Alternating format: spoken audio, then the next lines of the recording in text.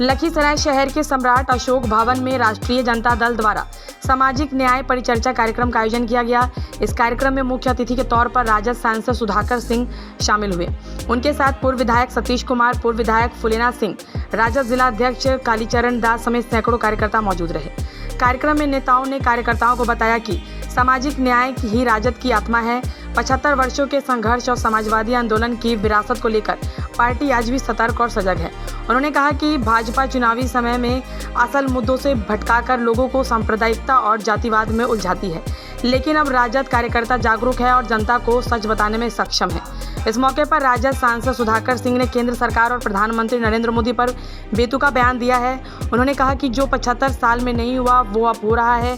जब हम कमज़ोर थे तब भी अमेरिका के बादशाहत को चुनौती दी थी, लेकिन आज जब कहा जाता है कि हम मजबूत हैं तब अमेरिका के राष्ट्रपति की एक घुड़की पर घुटने टेक दिए जाते हैं। हमें उम्मीद नहीं थी कि भारत का प्रधानमंत्री इतना निकम्मा और कायर है। सामाजिक न्याय परिचर्चा पर क्या है पूरा कार्यक्रम, क्या उद्देश्य है पार्टी का? राष्ट्रीय जनता दल ऐतिहासिक रूप से समाजवादी आंदोलन का पुरोधा बिहार की राजनीति में, और जो हमारी उपलब्धियां रही हैं लगातार, जो 75 साल लोकतंत्र को इतिहास का गवाह रहा है, समाजवादी आंदोलन की राष्ट्रीय जनता दल जो ध्वजावाहक है, उन लगातार उपलब्धियों के आधार पे हम लोग बिहार में अपने पार्टी के कार्यकर्ताओं को प्रशिक्षित कर रहे हैं। किस तरीके से इस देश में सांप्रदायिक ताकतें जन भावनाओं को उभार कर मूल समस्याओं का समाधान नहीं करना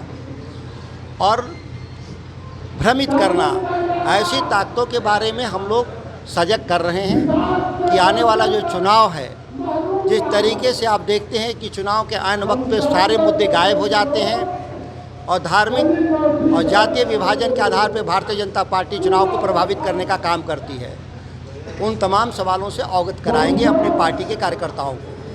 क्या लगता है सर, इसका विधानसभा चुनाव में इसका असर हमेशा दिखा है। आप देख रहे होंगे कि भारतीय जनता पार्टी डरी हुई पार्टी है जो अपने सहयोगियों के जरिए चुनाव लड़ने का काम करती है।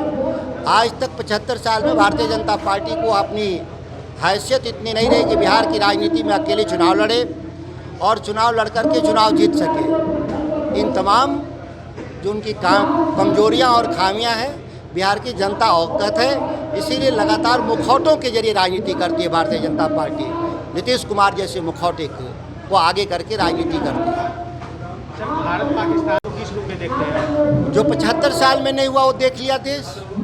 जब हम कमज़ोर थे तो भी अमेरिका की बादशाहत को चुनौती दिए, और आज कह रहे हैं लोग कि हम बहुत मजबूत हैं, और अमेरिका के राष्ट्रपति के एक बंदर घुड़की से तुरंत बो डाउन हो गए, घुटना टेक दिए लोग। हम लोग को उम्मीद नहीं था कि भारत के प्रधानमंत्री इतने निकम्मे और कायर होंगे कि अमेरिका के एक बंदर घुड़की के सामने घुटना टेक देंगे।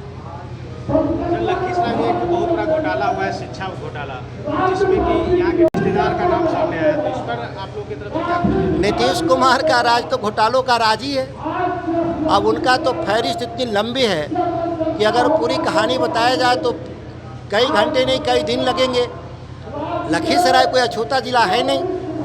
सृजन कांड के घोटाले के समय भी यहाँ आया था खबर, भागलपुर से लेकर लखीसराय के इलाके में ट्रेजरी लूट हुआ था। अब शिक्षा विभाग का जो आप बता रहे हैं, ये घोटाले के उस्ताद लोग हैं। मेधा घोटाला के आरोपी उनके पार्टी के शोभा बढ़ाते रहे हैं, चुनाव में सक्रिय रूप से शामिल रहते हैं।